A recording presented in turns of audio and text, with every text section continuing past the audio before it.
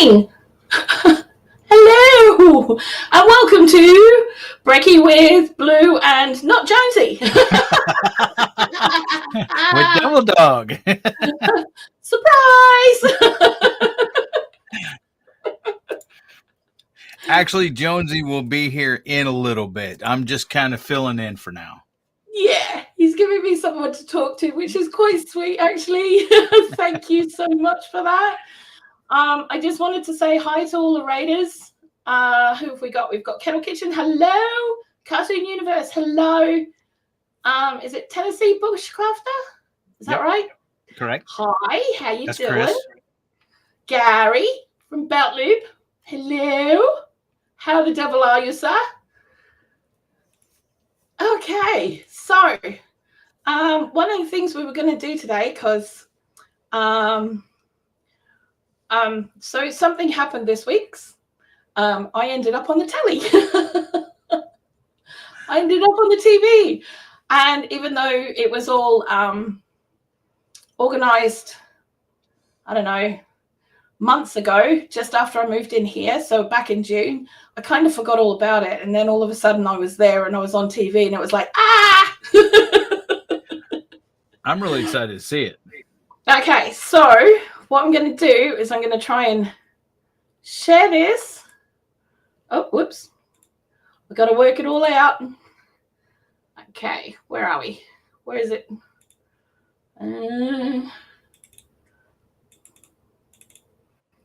Okay, I think I've got it. Ooh, how you doing, Tony? Woo.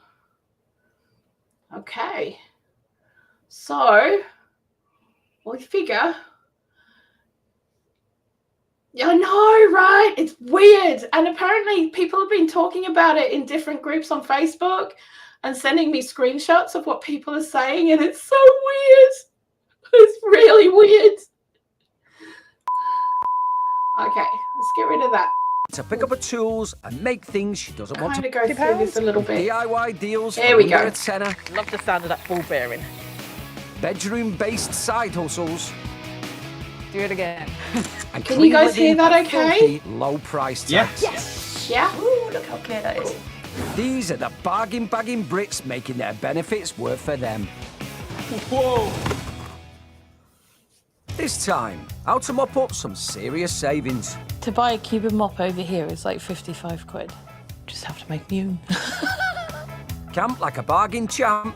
I've got camping mats and I've got 2 sleeping bags. I've got this all for free, all borrowed. And a savvy secret that will keep your furniture fresh for longer. I've used something that's available in every kitchen, and for 10 minutes work, I've saved myself money for the future. Worried about gas bills? Pamela in York isn't. She has ingenious ways to cook that save a fortune in bills. You just come back in about 4 or 5 hours and it'll be done. And she knows a thing or two about money-saving chemicals as well. And she's not afraid to pick up her tools and make things she doesn't want to pay for. Oh. She's all about homemade hacks. As she proves, you don't have to fudge it, even on a low budget.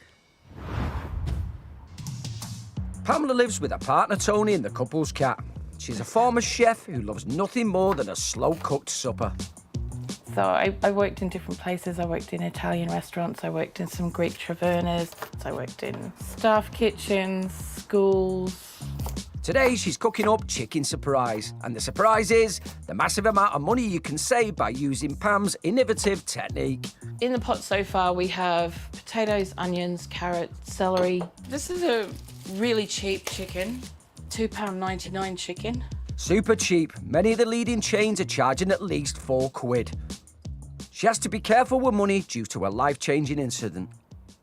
I started getting benefits in 2012 when I had an accident that caused a major back injury. And a few years later, which developed then into fibromyalgia as well. And I can't do my job anymore, which, you know, I was a chef for 26 years. Now the only pay packet she receives is from a partner's salary and her disability benefits. And now I am on personal independence payment, which is £345 a month. With a limited income, having the gas on is pricey. So on the stove top, normally I'd have it cooking for maybe about an hour and a half. But Pamela has got a truly ingenious, cash-conscious way of making a slap-up meal without using a lot of energy.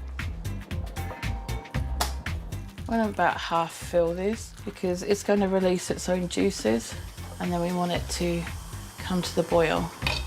Pam is going to cook this chicken surprise on the stove for less than 10 minutes. Then she's got something much more interesting in mind. You want to have a box. It doesn't matter whether it's a wooden box or a cardboard box. And first off, you want to line it with the fluffiest thing that you have. What? Not mittens, surely. So if you start off with a big fluffy mattress protector like that, Ooh. make yourself a really nice little nest for your pot. So that can get in there. Don't use your best pillows. Meanwhile, just across the room. Okay, I'm gonna have to turn that off. So that's only taken about 6 minutes actually to come to the boil. And then we're gonna pop it in our hay box, thermal cooker, whatever you want to call it.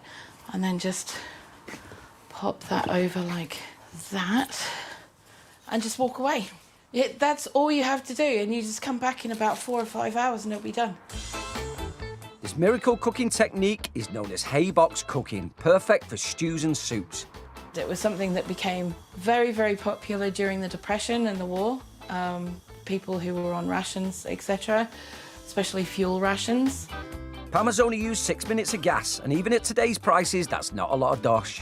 Yeah, it's probably 25p's worth of gas, maybe. Just leave it. We'll go have a brew. Yep.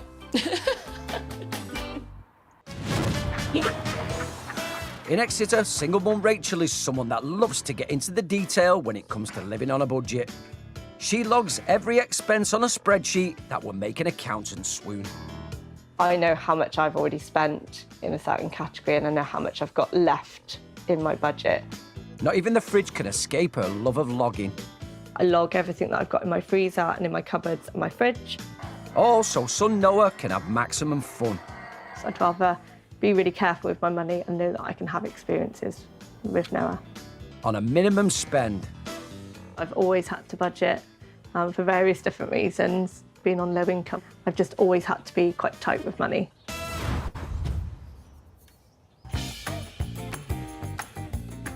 Rachel is an Olympic standard cost watcher who tackles the weekly shop with forensic attention to detail. So each week I log my receipts under spend, food and petrol. Today I can look at my food budget and see what I spent so far. So I've logged that I spent about 145. So I've got about 85 left. So I've got 2 more food shops in this pay month. I use another book here that I log everything that I've got in my freezer and in my cupboards and my fridge and see if I can make any meals from what I've already got. And then if I can do that, then that can save me some money this week. As a newly qualified part-time teacher and single mum, Rachel is forced to keep a close eye on her finances. It is really tight. It isn't easy. To keep the bills paid, Rachel claims universal credit and child benefit. Now I get about 500 a month, so it's just enough. It's been really tight lately because of all the prices going up now, so petrol prices have made a huge difference to my budget, and that's now having an impact on the food.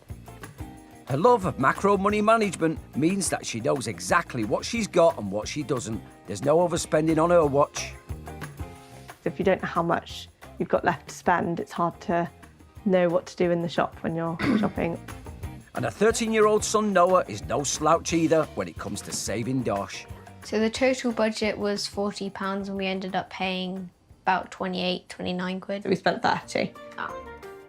Despite her benefits budget, Rachel is determined for Noah to have a fun summer.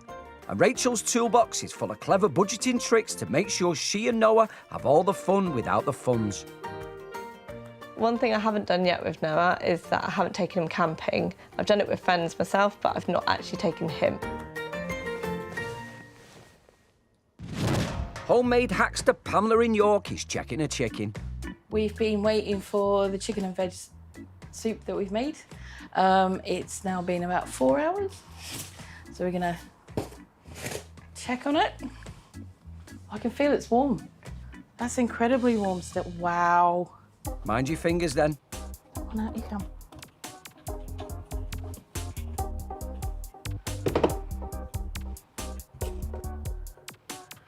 Wow. So 6 minutes on the gas, 4 hours in a box. How's it looking, Pam? So we want to check the chicken, make sure that it's fully cooked first. Yeah, look, it's all fully cooked all the way through. I mean, that's peeling off the bone even. £4 of ingredients and 25 pence to cook a dish that will make at least 6 meals. Cheapest stew in Britain, and Pam reckons we can all manage it. Making things from scratch is a lot easier than you think. If it looks like someone's making it easy, it's because it is easy. I don't do complicated. Just go and do it. When it comes to meal prep on a micro budget, it pays to think out of the box. Or in Pam's case, into it. It doesn't get better than that. Coming up, we meet Sam, who totally hopes to burnt take my the mouth music when I had industry that by mouthful. storm, one saving at a time. Well, this is my bedroom and also my home studio. Yeah, I've been building this for half a year now. And bookkeeper Jane, who's getting a bathroom facelift for a bargain. Have you done this before, Jake? Oh, of course I have. We're getting the lowdown from the savvy Brits living large on benefits. Meet 21-year-old Sam from Northampton. Singer, record producer, bargain boss. When I can't get you on my feelings. He's budgeting his benefits to fund his dream of music superstardom. My goal is to become a very good artist and producer and to earn a lot of music awards in the future and be very successful. But quality gear comes at a cost, so Sam hunts down other people's cast-offs to find the tools he needs. This one is £60 and it comes with the beat. And turns to his dad to help rein in his spending. That money can get you a nice quality mic.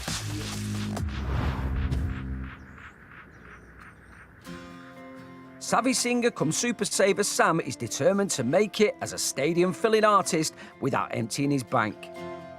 It's my passion. Like, I grew up listening to music. Until Sam hits the big time as a performer, he's working as a carer. But with a 0 hours contract, he needs universal credit to help pay the bills. Man, I can't get you on my feelings. Everywhere I go, I need a healing. But he was finding the tools he needed to become a superstar were getting super expensive. Can't get you on my feelings. Everywhere I go, I need a healing. In the professional studios that I was going to were, I would say, £30 an hour. I would pay £30 an hour a session. So it was kind of very difficult for me to pay that money. But Sam got shrewd and found a way to save himself thousands. It made me think that I should just make one of my own. Building his own studio means Sam can hit the high notes without the high price tag. Well, this is my bedroom and also my home studio. And yeah, I've been building this for half a year now. 3 months in a recording studio would have cost him over £2,000. But for minimal layout, it's now costing him nothing. The speaker and the interface and also the headphones altogether were £115 for the equipment that I bought, which was the mic and the interface and also the speaker as well. And also just the shield here that covers for the sound of the studio so it doesn't make a lot of sound outside. He's managed to build his studio from the ground up, all for a rock bottom price. To make a studio, I spent, I'd say, more or less £400. Bargain. So what's the process? This canny crooner learnt to sniff out primo kit without the expensive brand name attached, all thanks to meticulous research and a lot of online browsing. Search hard online and don't just get the first thing you see. Sam uses specialist music websites which have semi-professional kit made by more affordable brands. Today, he's looking to expand his studio and snag himself a new keyboard. I'm looking now and it's showing me the price of how much the studio is. But Sam knows his stuff and he's convinced he can find the primo equipment he wants for even cheaper. I would have to go through secondhand because some of the keyboards are very expensive and it's secondhand, and I've found some keyboards that I really like so far. So this one is £60 and it comes with the beat. I'm not going to pretend I'm cool enough to know what that means, Sam. So he's found the keys. The problem is he doesn't have any cash, but luckily he's got a feeling in his stomach that he may be able to make a saving. Back in Exeter, Supermum Rachel is making sure her son Noah is having a fun-filled summer. And as a ninja budgeteer, she of course has a sneaky list of days out for now. So usually we try and do budget or 3 days out. We go for a lot of walks, either via the canals or on Dartmoor. Today, she's had a quick search online for cut price deals and found the perfect offer on a grand day out. We're going to go to an open garden. I thought that would be a good opportunity for Noah to do his photography skills. I'm ready. £6 for an adult to get in, and it's free for children. A visit to a fancy stately home could set her and Noah back more than £20. By going for the open garden, they're saving £14. Just one. Yeah, one adult, he's 13. Fabulous. And Rachel has found a way to swerve the costly stately home afternoon teas too. I tend to make my own cakes. So at the minute, I've got brownie that I've made this week. I should imagine when you buy cake out, it's usually about £2 to £3 a slice, plus a drink. So you're easily talking near on £10. Nice to have lunch with a nice view. Yeah, it looks great. It's just so I don't have to be sat inside eating lunch. The cost of sarnies alone at a country estate cafe could set you back more than £13. But Rachel smashed that figure to about £2.50 per head, including a drink and brownies. Piece of cake, eh, Rachel? It was quite good, I'd say. It's been really good that we can bring our own packed lunch and have our own sit down and eat and enjoy the gardens a bit more, so we can spend more time here, which has been really nice. So it's kept it on budget. So what's the verdict on the open garden? Definitely a good budget day out. We've managed to do quite a lot of stuff for only £6 and had a really good time. So Yeah, just a bit more than £6 because we had to. But this bona fide bargainista isn't satisfied with just a day out. She wants to take Noah away on a budget-friendly holiday, and she's going to pull out all the saving stops to do so. Back in York, Queen of Homemade Hacks Pam is turning her hand to other household tasks. She's been on benefits since she hurt her back in a serious accident in 2012. It does mean that I've had to adapt for different household chores and things, and I can't pick up a mop bucket and mop because 10 litres of water in a mop bucket is way too heavy for me. She can't afford to hire a cleaner, so she's looking for a creative solution.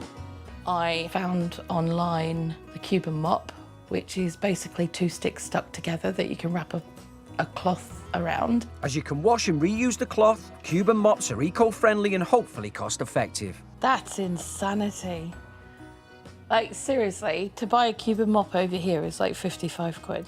And they're only from like posh shops, like upmarket kind of bamboo everything. Pam gets 60 quid a week in benefits, so that's way out of her price range. She's taking matters into her own hands. Just have to make me own. Pam's straight outside to start work. Oh, whoops. If she can cook chicken in a box, then she's confident she can make a mop with the wood she has in her garden. The whole piece was about £3.50. So that's way cheaper than even a normal broomstick to purchase. So I'm just gonna cut it in half. One done. After this, I put a hole in here, which is the same size as this, or a tiny bit smaller. It doesn't get a lot more simple than that. A couple of bits of stick put together. There it is. And then all we have to do then, stick that in there. Well, that's the theory.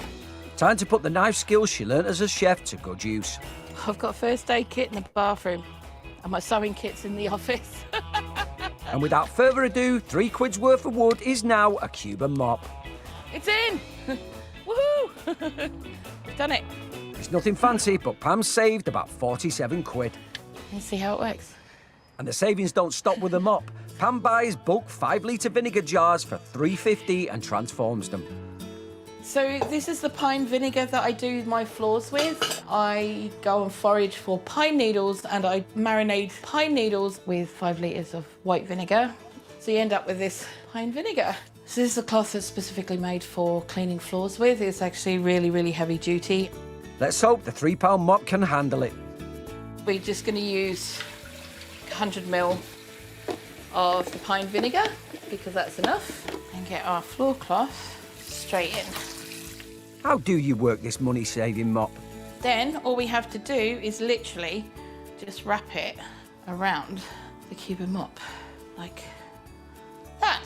Who needs high-tech when you've got homemade and 40 quid cheaper?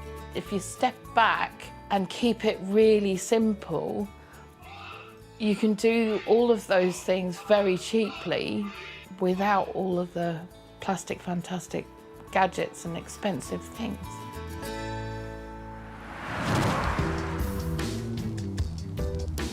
In North Somerset, meet Jane, a former bank clerk and part-time bookkeeper who does anything to keep in the black. I balance my own budget and just keep an eye on the finances. Selling junk to boost her coffers. This one I'm hoping to get £30 for. It's coming up nicer than when we pulled it at the garage. And going the extra mile to make a saving. This TV stand, I went over to Wales and picked it up. She's using her financial smarts to keep the books perfectly balanced.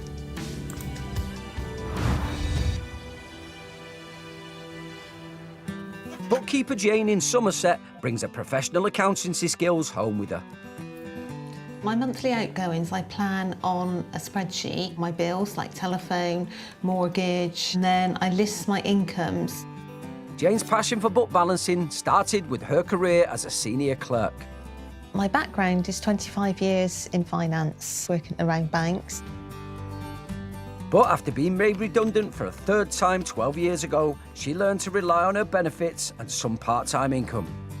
I probably would have never been self-employed, but they gave me the reason to be a self-employed bookkeeper. She gets £87.20 a month child benefit for her 15-year-old youngest son, Liam. It's helped for buying Liam's school uniform, and if he has little school trips, you know, it all goes towards that. Currently, Jane is only living with her youngest son, but ever the number cruncher, she's figured out that her eldest, Jake, could save a packet if he moved back home. I am moving back in with my mother, saving money. Some kids can't wait to move out, but 21-year-old Jake knows what he's been missing. You know, when you're younger, you can't wait to leave the house, and you realise that there's lots of things that you do appreciate your mother for. Like what? Paying the bills. Hang on, that doesn't sound like the kind of money-saving genius we've come to expect from our Jane. I'm saving about £300 a month, because I still pay my mum to help with council tax and bills, but I am saving money. You might be, but what about your mum? Surely Jake's pulled the mother of all cons here. I'm just about to decorate the cloakroom. It's not going to cost me anything because the paint I already had in the garage. A bit more. Because Jake's moved back in, he's going to help do the labour for this. Ah, it seems that the bookkeeping assassin has struck again. A professional decorator could cost hundreds. And that'll help save me money and cover the cost of him moving back in as well. Touché, Mum. Have you done this before, Jake? Oh, of course I have. Is Jake loving the deal he's struck? Well, I guess I didn't have to decorate in my student living, so doing this is sort of a con. No, I'm joking.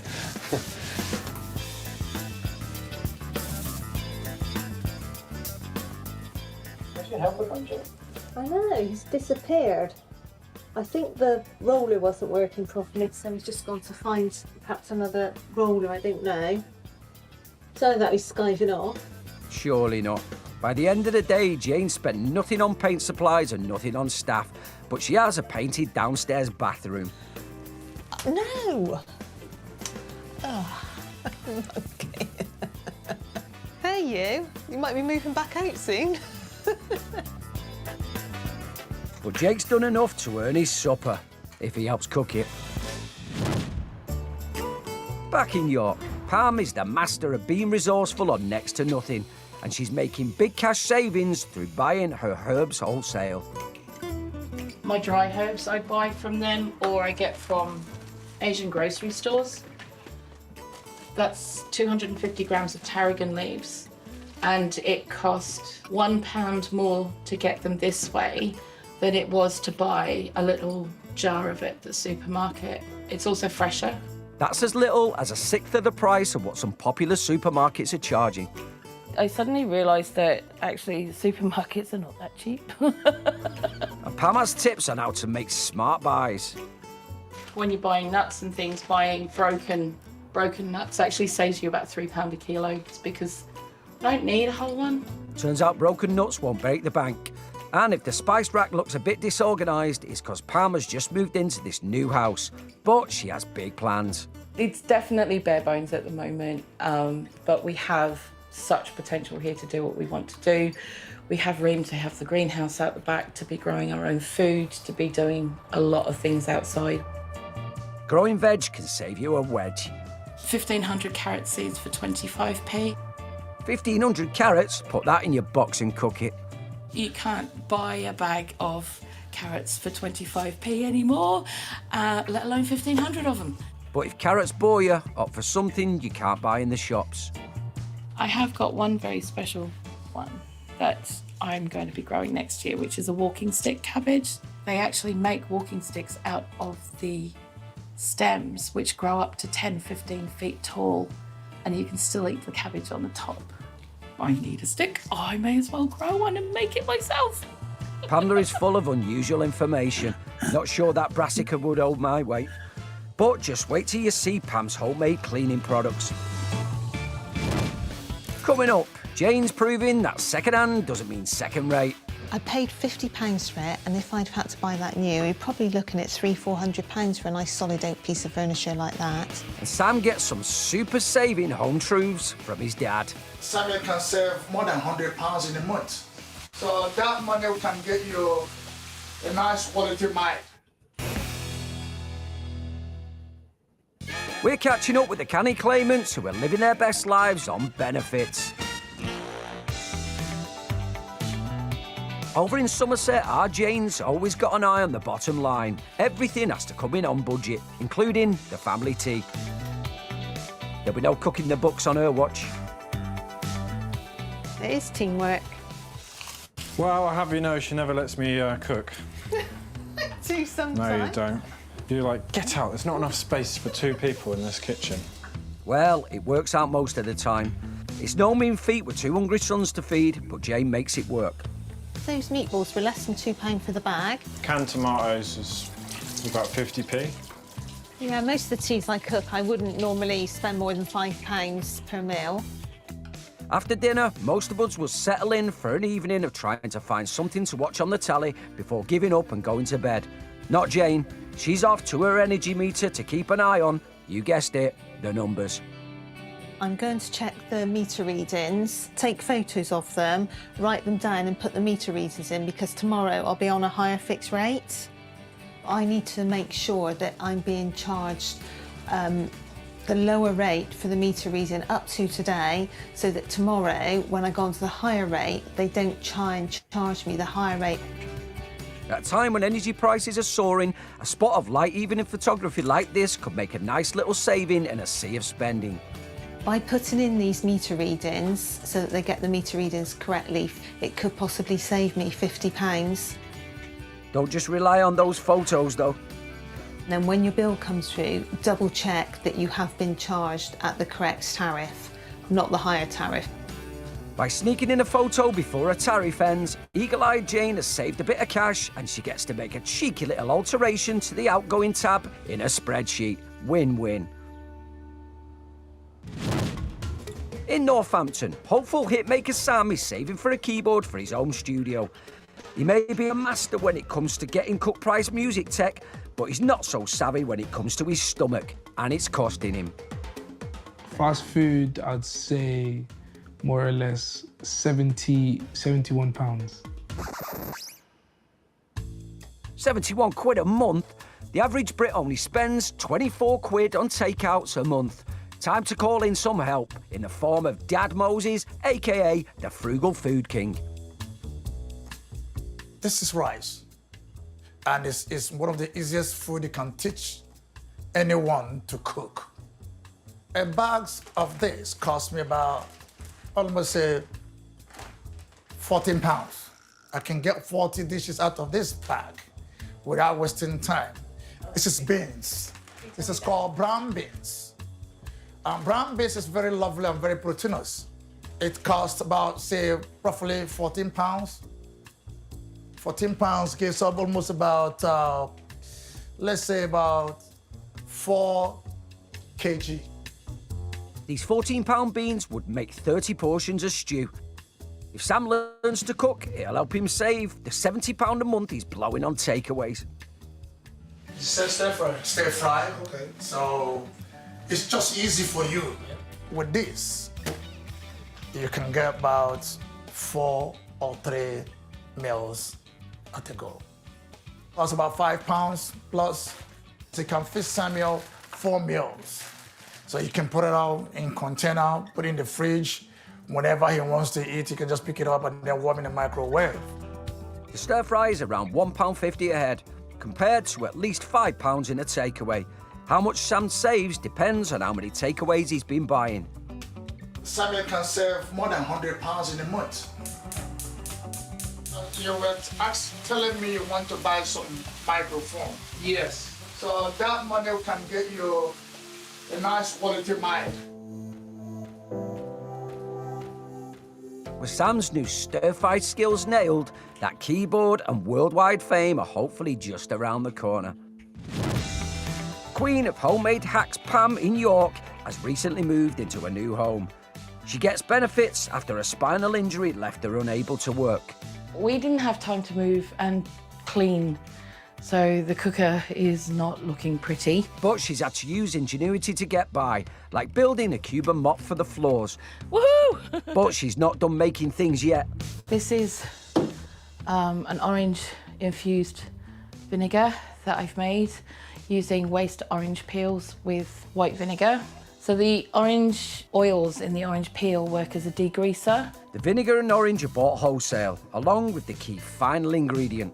So I buy bicarbonate soda in bulk. It's around £4.50 a kilo, and a kilo will last me around 6 months. The white vinegar I buy 5-litre jugs for around £3.50, which is way cheaper than the supermarket. All I do with that is I'll take the first litre of vinegar out of it and just fill it with orange peels and leave it in a dark cupboard for about 2 months. And this is what you end up with.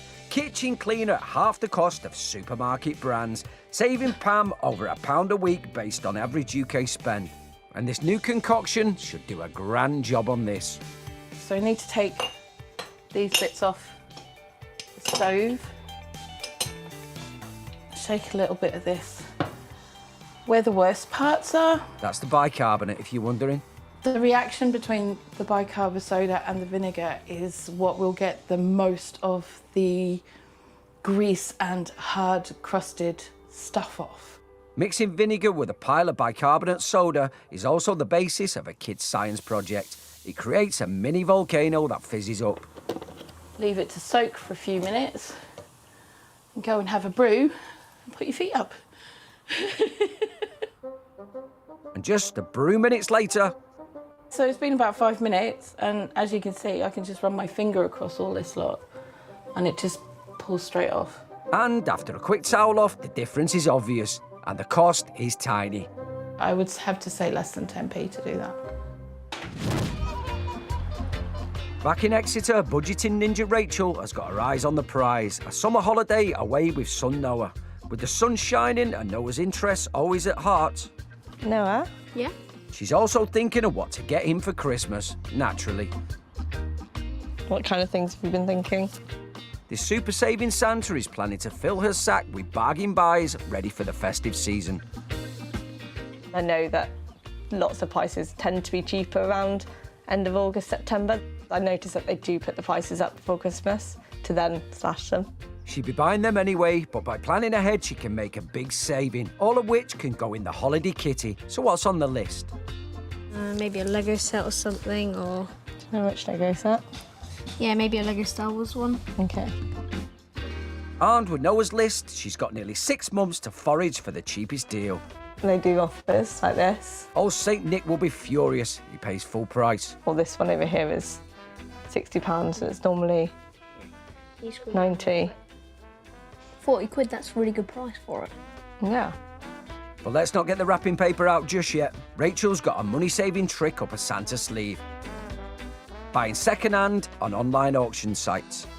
And there's no bids on them at the minute. So potentially I can get it for £30. Yeah. No, but you don't mind that it's used, though, do you? No. Ah, the budgeting force is strong with this one.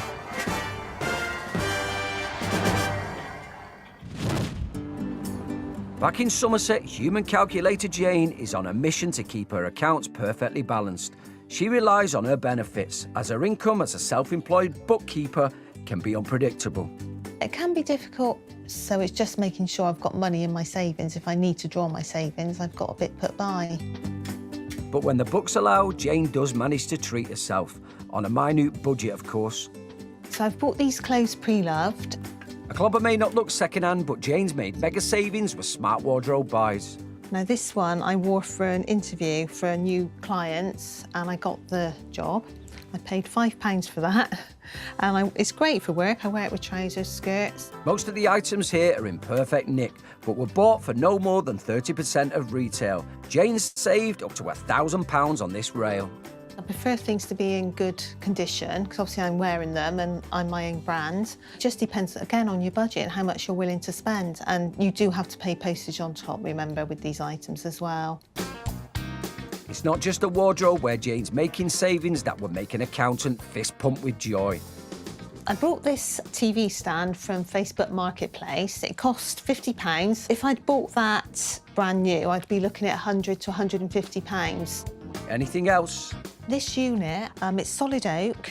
I did clean it up and it's great. I paid £50 for it, and if I'd had to buy that new, you're probably looking at £300–400 for a nice solid oak piece of furniture like that. It's brilliant. Yeah, it's a good feeling to save that sort of money and know that I didn't have to spend that amount of money. And Jane's got a delicious peppery tip for how to keep all these wooden bargain buys in tip-top condition for decades to come.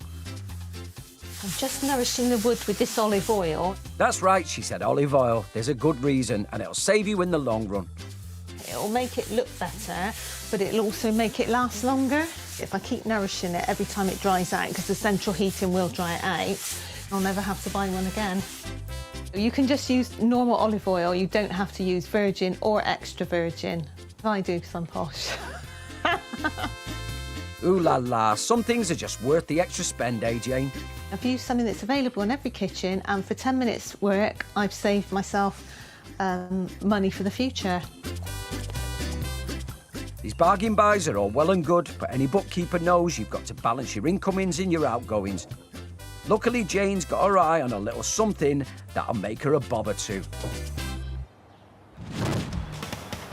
Back in Exeter, ninja budgeteer Rachel is tightening her belt to save for a trip away with her son. She's had her eye on a new mirror, but she's putting the cash into the holiday fund and getting creative. So I'm just making an industrial style mirror that I've seen advertised. They go for about 50 to over 100. So I'm trying to recreate that using electrical tape and spray painting it. But I need to make sure that the lines are right. They need to be measured out exactly, otherwise it won't quite look right. She's doing a dazzling job for a modest layout. I spent £10 on the mirror and 85p on the electrical tape, and I had some old paint left over, some spray paint, so I'm going to use that, so it's going to be £10 and 85p to make. That'll go a long way towards a summer holiday stash. So it's probably about £45 saving at least. So I've now finished in the lines inside, so I've now covered it so that I can spray paint now around the outside. Wouldn't it be funny if I dropped it?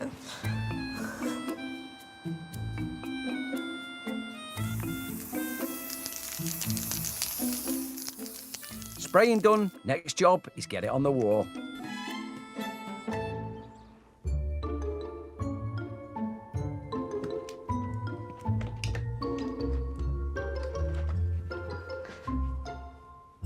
Look straight. I've got exactly the kind of style that I was looking for and at a fraction of the price. One super chic, on-trend mirror for next to nothing. Coming up, Jane shows us the value of old gear. This one I'm hoping to get £30 for. And Rachel's holiday dreams come true. So at the minute I've spent nothing. I've got this all for free. As living costs soar, we're back with the benefit bargainistas living the high life on a low income.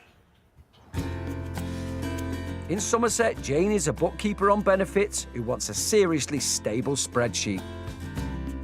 I balance my own budget and just keep an eye on the finances so that we can eat, we can live here, and we can have the odd holiday or weekend away if we can. A policy for managing her own dosh is to offset things she spent money on by selling things she no longer needs.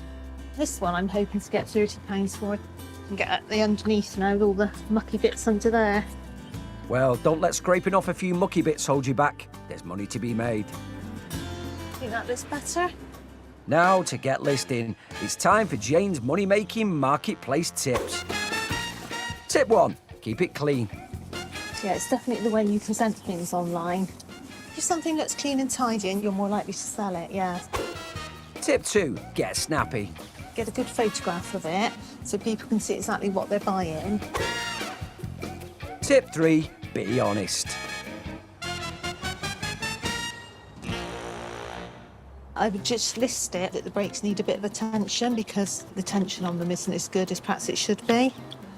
But somebody who knows what they're doing with the brakes will be able to fix that. Now the techie bit. I'm just creating a new listing with the bike and then I'm going to add the photos. That one and that one. Description. Boy's bike. There are a bunch of online platforms selling second-hand gear and some even specialise in clothes or games or whatever weird stuff you're into. Yeah, so that's uploaded now and then it goes into review.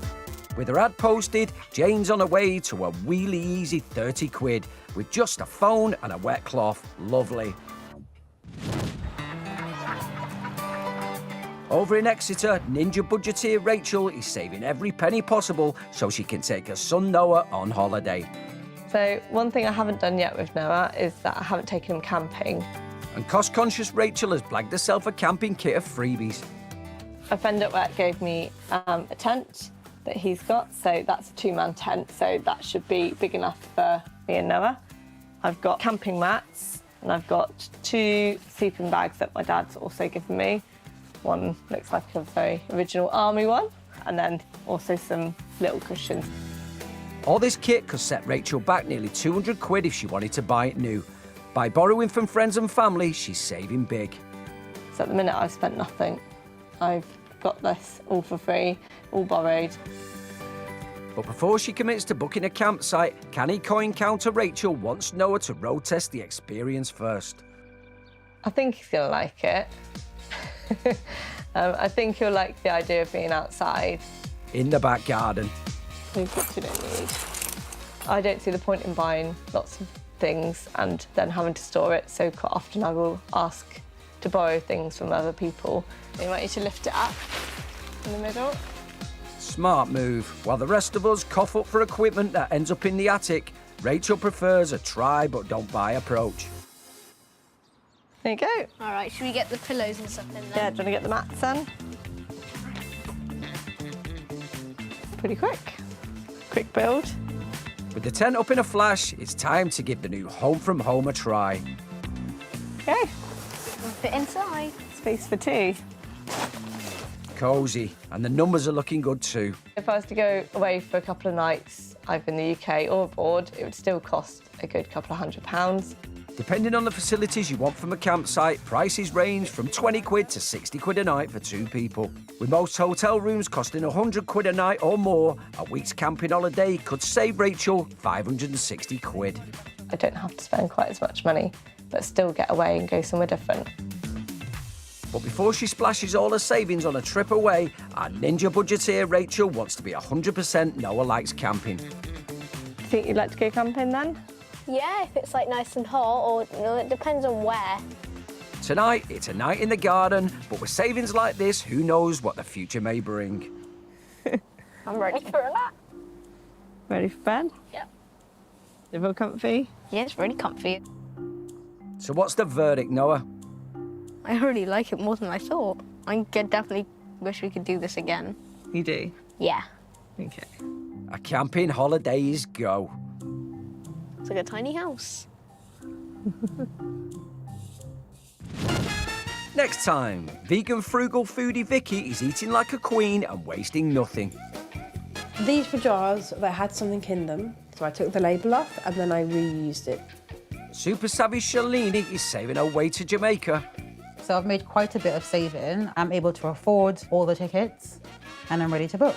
An activity mad Richard chases down the cheapest clubs. 3, 2, 1, go. Go.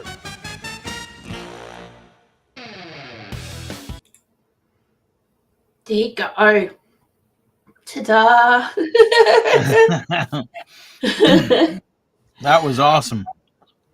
I'm glad you liked it because there's a second episode. They asked me back.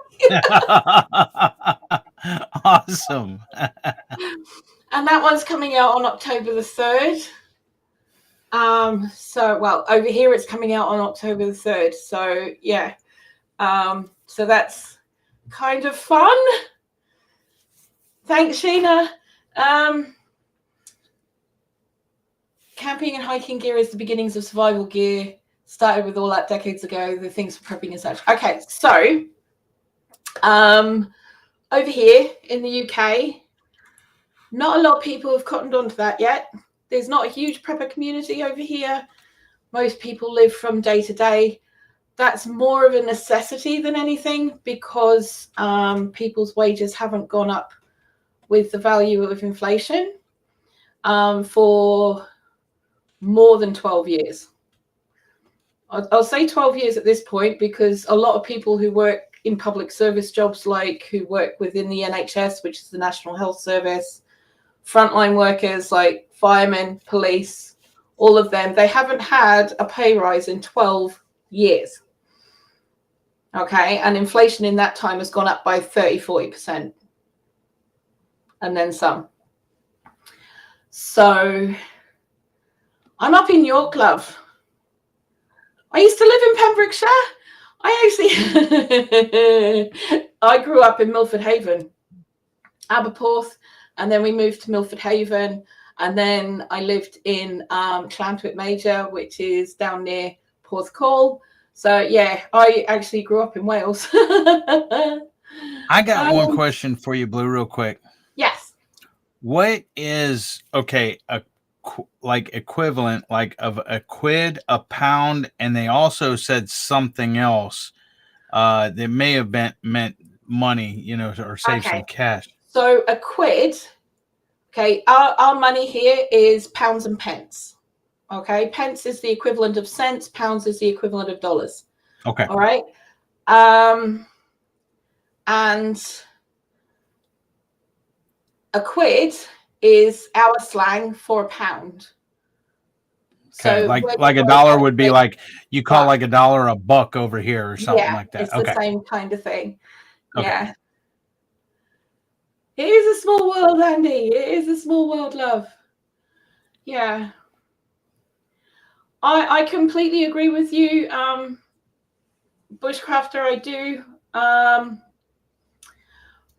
But it hasn't quite cottoned on here. And unfortunately, because people's wages, etc., have kept them from doing a lot of things like prepping. Not only that, but it's also, we don't have the storage space that a lot of people in the States or Australia have because the houses are much smaller. It would be kind of like New York. New York, I think, is smaller houses and footage and stuff like that. Yeah. Yeah, a lot of our houses are actually attached to each other. They're that small.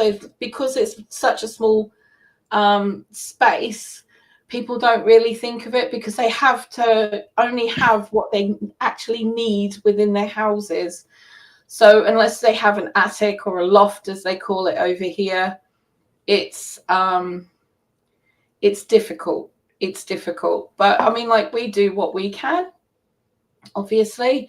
And I'm very aware of, you know, we are quite lucky in the fact that we do actually prep and we do like make sure that we've got stuff in, but even we can't do anything more than 6 months in advance. So good grief, everything's falling around down here. I mean, like, we moved in at the end of May, but we're still trying to get everything sorted. Oh, thanks, Andy. Right about the wages. Yeah, see, my brother-in-law works for Devon and Cornwall Police, so, you know, I totally get it. I'm glad you enjoyed it, Gary. I really do. I am really pleased. I mean, like, it's very weird because it's not like YouTube. YouTube, we purposely put videos out and we put ourselves out there, right? And we do the stuff. It's very different from having, you know, it's very different from being on national television. You know, especially when you find out people are talking about you, you know, in little budgeting groups and stuff like that you're actually not a part of, and people are sending you screenshots of conversations that are going on. Oh, bless you. Are you off to bed, Gary? Oh, okay, sweetheart, you take it easy. Sweet dreams. Yeah, I've always grown some portion of our food. Where we were living before, we weren't allowed to have gardens because it was a communal garden, so everything we did was in containers. Although we were a bit naughty, and because there was a pre-built flower garden out the front that was just basically empty, we took over that, and, you know, that was full of herbs and veg and all sorts of things. So we're able to do more here. That hideous waist-deep weed patch in our front garden is actually being transformed at the moment into a veg and flower garden. So we're trying to work on that at the moment, but my health has not helped. The last couple of weeks I've been in and out of hospital. So, you know, it's kind of taken a bit of a task at this point. So, you know. So how long ago did you film this? This was filmed back in June. Oh, wow. It was filmed literally 3 weeks after we moved in, which is why there are still boxes everywhere. To be honest, our house now looks a little bit tidier, but there are still boxes everywhere because we've just emptied the storage. So we're trying to get things out. Oh, thanks for the sub, hun. Yeah, so we're slowly trying to get everything together. Obviously, Tanny works 14 hours a day. He's only got a couple of hours in the morning. He's got less than an hour in the morning and only a couple of hours at night. So he has a day and a half off. So he has very little time to actually do anything around the place. So it's really down to me, and that means it's slow going. But yeah, I know how that is. You know, we get there. Well, this summer has really been slow going for me because I've been working on the chicken cave. Well, I was working on the chicken cave, but it's been so hot this summer that I haven't even been going out there and working. Well, the second episode that I did for TV actually shows some ways of helping with heat waves because it was filmed during all of that, which was really nice, actually, because it meant, you know, I could put some extra things out there. Oh, Jonesy. Bless you. It's all right, darling. Seriously, life always comes first, you know. I don't think Blue hates me that much that she can't tolerate me for a couple hours. No, it was a bit of shock. It was like, geez, Jonesy. What a big beard you have.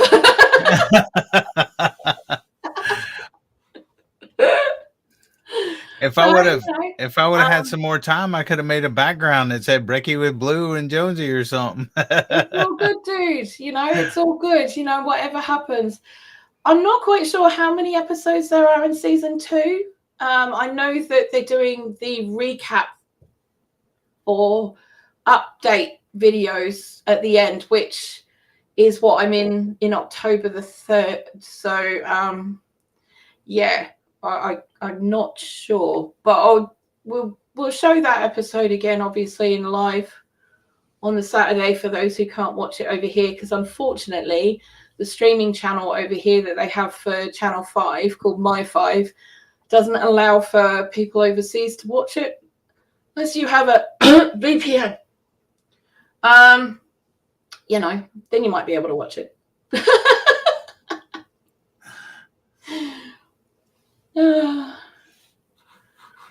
But yeah, so we're getting there. We're getting there slowly. I know that Tanny wants to start putting the greenhouse up this weekend. Our greenhouse is 12 foot by 8 foot. It's normally would cost you nearly £2,000 for one like that, because it is a greenhouse, like a glass greenhouse. But we picked it up on Marketplace for £80. Oh, wow. And the people we got it from gave us all the racking for in the middle and everything in it. Oh, nice. So that was really sweet. It took us about 5 loads in the car. And Tanny said if I buy any more pots, he's going to throttle me. So, but I said, you know, I don't have bigger pots. I need to get bigger pots because a lot of them are very, very small ones. But, you know, it will help because it, you know, at the moment, as you can see, the back garden is in a bit of a pickle because there's just so much stuff out there. But it's trying to keep that space clear for the greenhouse because most of that stuff will be going in the greenhouse. So, you know, it'll look a lot tidier after that, and that will help. I have plans for out there, including a water feature that I'm going to be creating myself. Actually, there's 2 water features that I'm going to be creating myself out there. One that's you do a lot of DIY stuff, Blue. I do. That's cool. Yeah. Well, I can't wait to see that water feature thing that you're going to do then. Well, you know the big old white stone sinks, Butler sinks or Bristol sinks or whatever you want to call them, the old ones. Well, I found one of those for £15, and that's going to be part of one of the water features because it's where I can put it up on a stand underneath the garden tap, and it'll be used to wash veg before it goes into the house. So I'm not tracing mud all through the place. And then that will actually lead to an edible part of the water feature. And any overflow from that is going to go into an irrigation system that's going to go into planters that are around the other part of the garden. So it hopefully, well, that's the plan. Should we just say that's the plan? And the other one's going to be a little bit more ornamental because I'm going to put my artwork into it because, you know, that's what I do now. I'm an artist.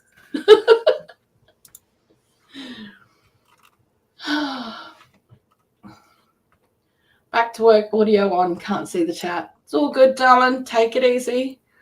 Do what you got to do. Jonesy told me to use this voice so you didn't miss him too much. Isn't that your voice? No. Oh, okay. I don't think so. Is it my voice? Is my sound changer not working? You're talking very softly, though. Oh, hold on. Is that better? It still sounds like you, dude.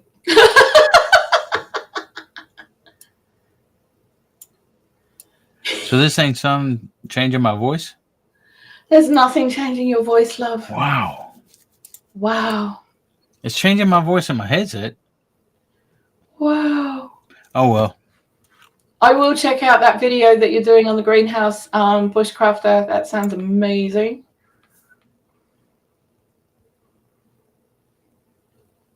Waterfall fountain for the bees, hummingbirds soon, foam-based and covered in concrete. Nice.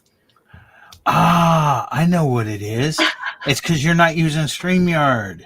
No, I'm not using StreamYard. That's why it's not working, I don't think. No. And I don't see no audio. Oh, settings. Hold on. Let me see. Oh, look out.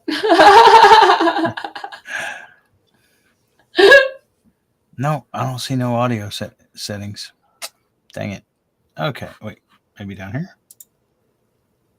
Oh, that's dark mode. Okay. I don't know this melon.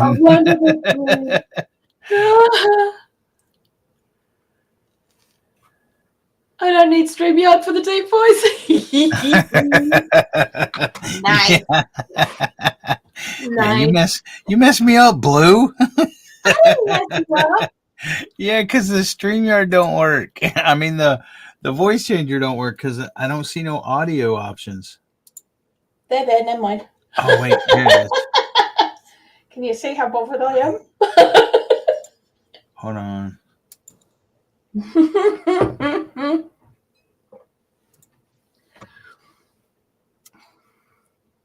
Okay, now do I sound deep? Oh, good Lord. There we go. Oh, you wow. and Miss Jonesy. Can I vote for Minnie Mouse voice? Yes, you can.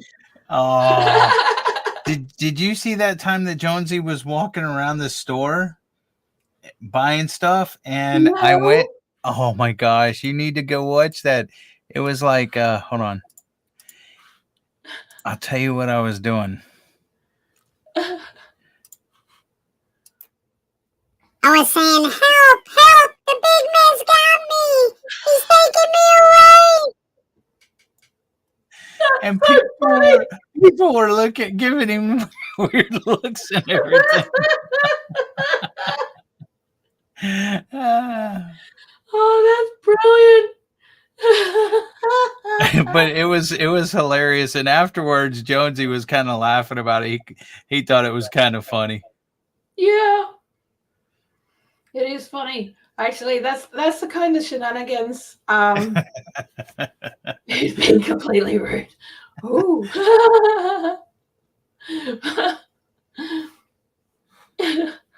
So, yeah, that's the kind of shenanigans that my son and I get up to when we go shopping together. You know, or we'll start playing Marco Polo in the middle of the store, and people are like looking around, going, "What the hell is going on?" You know. My wife would He slap. came up to me one time in the middle of the supermarket, and my son is 6 foot tall. He's quite a big lad, and he's 31 years of age. He came flying up the aisle at me. He goes, "Mummy, I loved you!" And just got down on his knees and gave me a big hug. It's like, get off.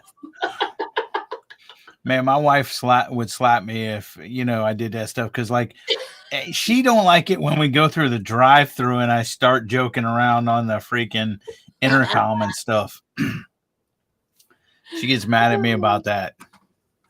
Good grief. Hi, Big Matt.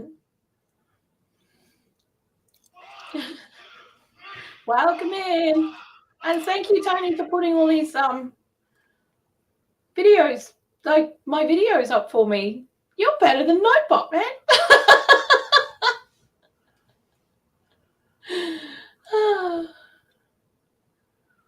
Mad at you is an understatement.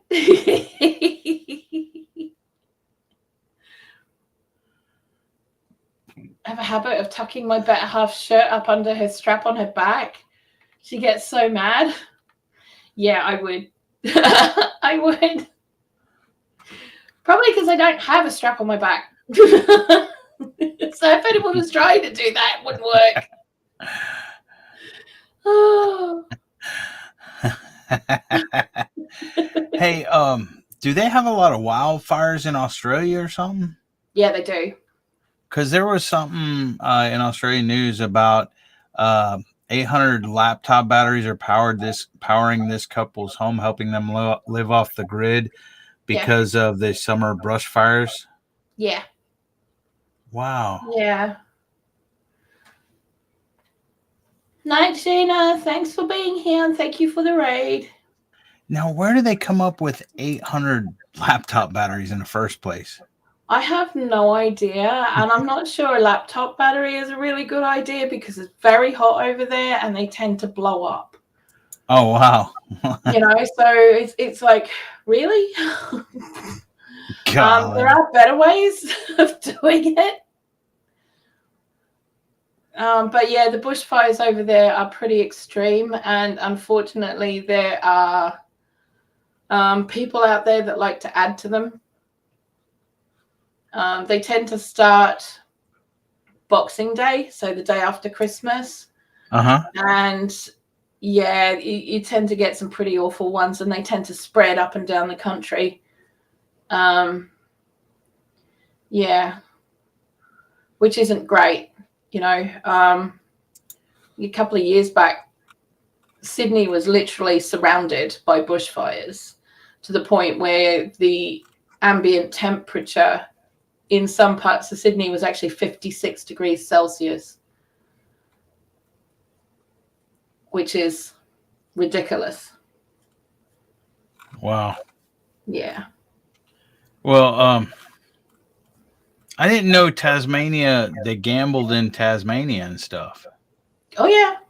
Because it says in Tasmania, news in Tasmania was the Tasmanian government will introduce an Australian first mandatory commitment card for pokies players, which will limit the amount of people can spend on their machines to 5,000 per year. Not everyone is pleased.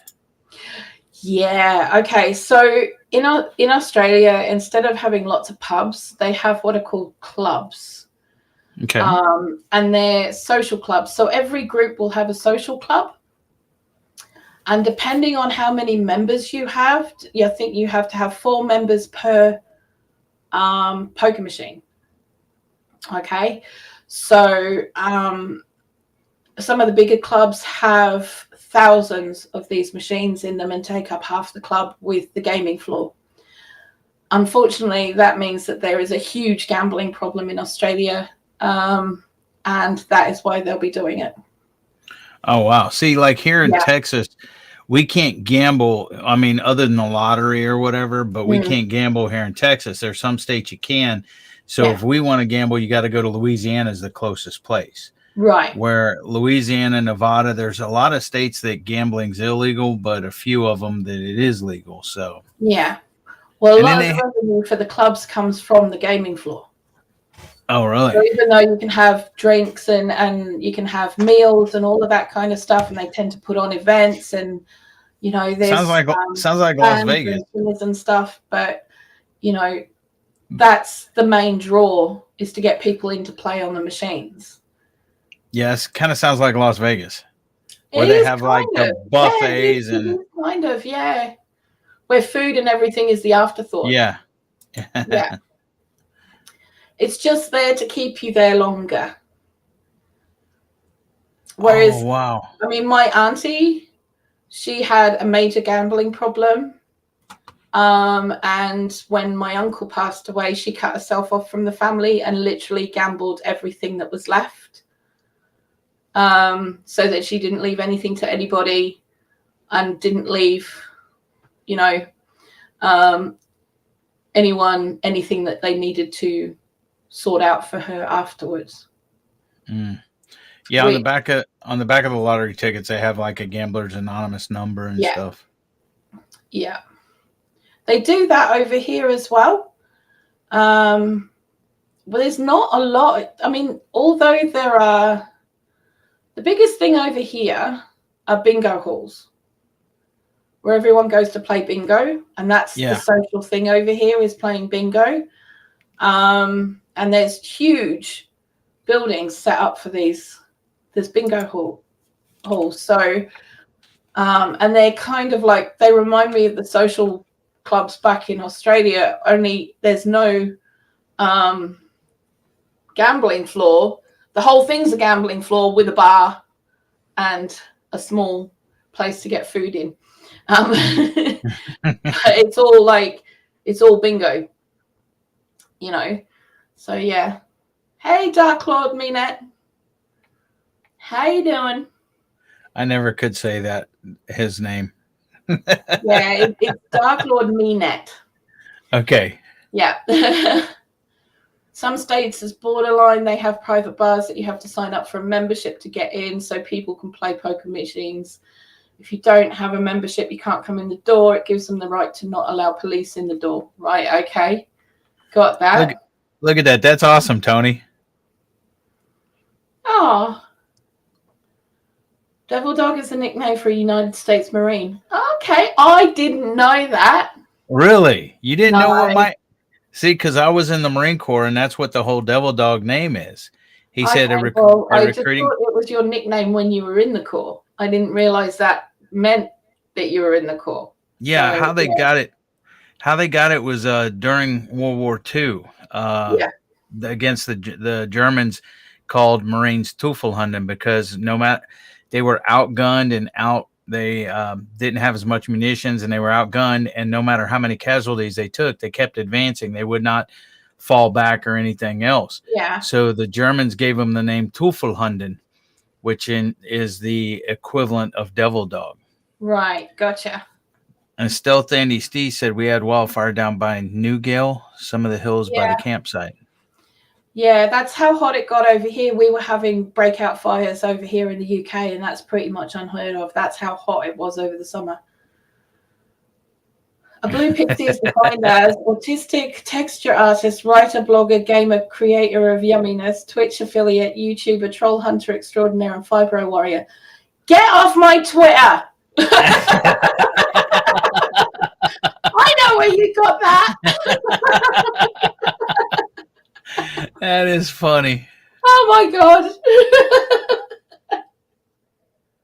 Oh wow. Dark Lord Minute said waiting for deer in the front yard to leave to shut off the sprinklers. They've been out there for over an hour. Well, they like your front lawn, dude. Hey, go pet them. Go pet them, Dark Lord. Go play with them. Devil Dog is the same as a Tasmanian devil, by the way. I don't know. I don't know about that. I don't know. I don't know where the Germans... I don't know if believe Germans... the Tasmanian devil is closer in family to a cat.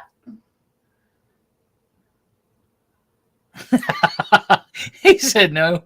He said no thanks. One is a male with horns. Just grab his horns and go ride him down the road.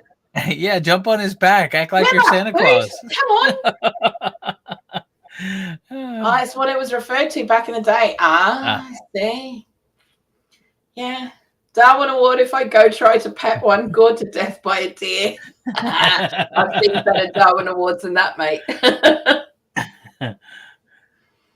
I've been watching videos recently of people waiting to get into the Darwin Awards by walking up to wild bison in Yellowstone Park when they're being told by the rangers to get back, and they're just going closer and closer and closer and taking their kids with them. And I'm just like, you guys are just asking for it. I think for me, the worst thing we ever did was have petting zoos. Because people think, all animals, we can go and pet them. When they don't realize that wild animals will kill you. We have, like on the zoo at the rodeo every year, they have big petting zoo with all kinds of animals. And they even had, I think they may have had some wallabies or something, or patty melons there. Yeah. Seriously, they had goats and deer and pigs and chicken. They had a bunch of domesticated farm animals, but I think they had like a little kangaroo, but it was probably a wallaby or a cat, patty melon. Yeah. Too. Yeah. People from cities are stupid when it comes to wild animals. Yeah. I think people from TikTok are stupid when it comes to wild animals, but that's just me. Yeah. There's a reason I don't have a TikTok. I just feel like, the algorithm allows people to have their brain leak out their ears. The more that you make other people's brain leak out their ears, the more you get viewers. And I'm just like, nah, it's all good. Thanks for that, but nah, you're good.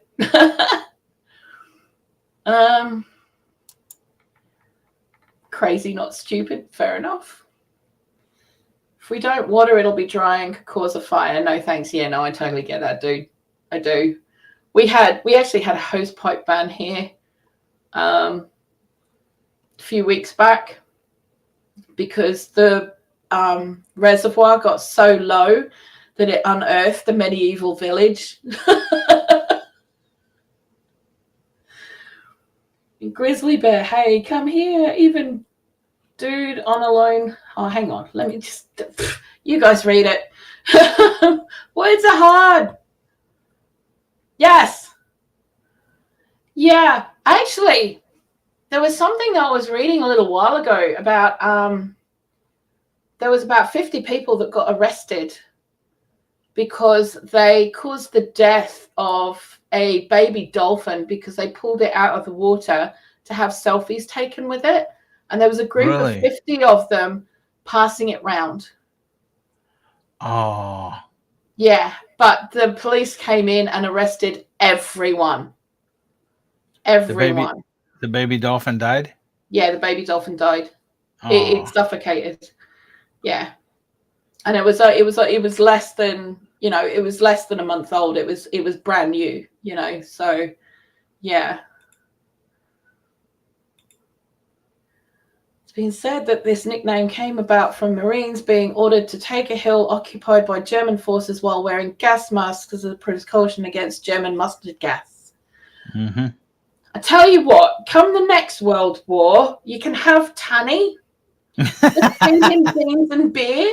That'll kill anyone, even with a gas mask. I'm not even kidding. That man had to leave our own bedroom. He killed himself. Woo. Yes. Yes. Exactly. They look cute and everything, but even the bear guy, the guy that used to go and live out with the grizzlies, I think he did, he had a tent and he was living out there for a year or something. They even turned on him eventually, I'm fully aware of how Roundup was developed. Yes. Very aware of how Roundup was developed. Yeah, which is why we've never had it in the house.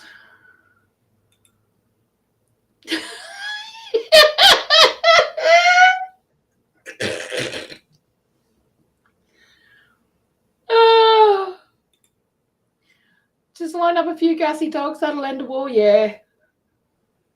Yeah. No, my dad was a navigator during the Second World War for the Sunderland flying boats and the Lancaster bombers. He was in the RAAF. And the pilots used to come to my mum and say, we know when we go out with him that we're going to come back. Because he was that good at his job. He knew exactly where he was at all times. But you get him on the ground, and at 4 years old, he taught me how to read maps because he couldn't do a land map. He would get everybody lost. But stick him up in the air, and he knew exactly where he was, even in on a cloudy day. So, yeah, that was a good thing. Police arrest man seen trying to touch. Yeah, but they will, though. Yeah, what was he trying to do, though? Just touch the coffin. It said that some person decided they were going to push my 7-year-old niece out of the way, run up to the coffin, lift up the standard, and try to do I don't know what. Yeah, because Witness Tracy Holland said. No worries, Tony. Thank you so much for being here, mate. Thank you for hanging out and popping out all those links and stuff. That was very sweet of you, love. All right, take it easy, Tony. Have a good night. Yeah. Yeah, fair enough.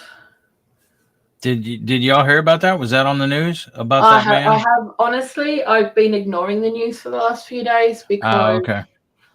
I honestly see the distraction between what's going on I'm also aware of what Parliament is doing underneath it, and using it as just because the country is distracted with everything.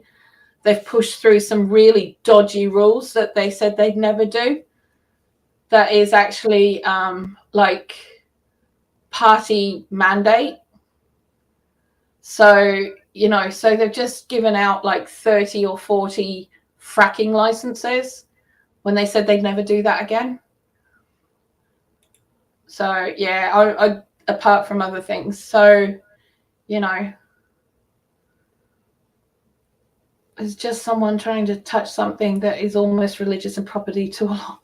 No, I think it was someone who has some kind of TikTok or YouTube channel that was trying to get a video that would get millions of likes or millions of views. To be honest, I don't think it was something like that at all, because anyone who was like that wouldn't have actually done what he did.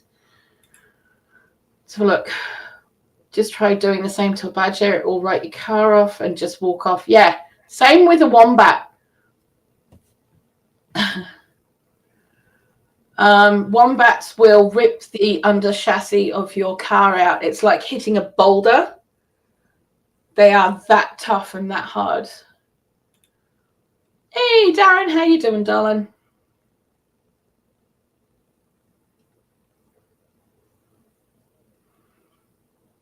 Cool. Yeah, that's kind of freaky. That is kind of freaky that someone actually tried that. I'm not surprised. They actually closed the queue. It's the longest queue in history, by the way. Yeah, so it's only allowed to be 5 miles long, and it's taking up to 30 hours to get through. Hey, Darren. Hey, Nets. Ooh. Darren Barrett and Nets. Hey, Nets. Yep. I'll be right back. Okay. Tasty if cooked right. What?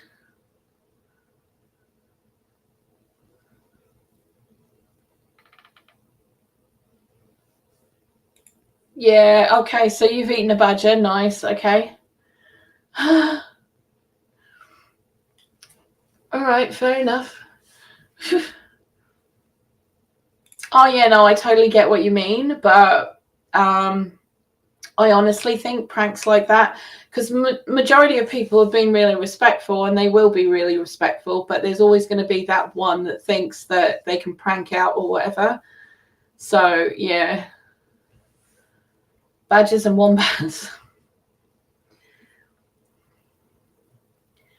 Fair enough. Yep. Fair enough. Okay, so. Ooh, what are we doing? How long have we got? We got half an hour. We just wait for Devil Dog to get back, and then we'll decide. Oi, morning, Neds. How are you doing today? Yep, cool, awesome. So, what are we doing? Okay, so we have to look at the news. Let's have a look at the news. This morning news.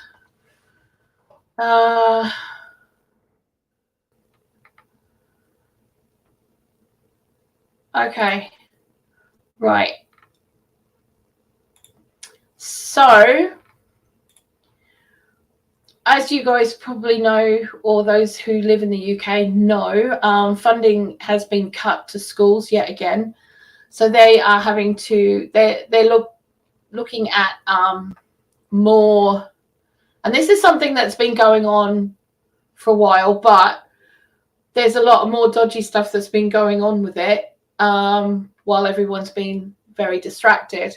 Now, one of the things they're doing is they're saying that parents need to start paying fees for to stop funding, to plug funding gaps, whereas school is supposed to be free over here to everybody, and that's part of the constitutional law of this country, and they're now saying that parents are going to have to start paying fees for public school, or, you know, everyday school.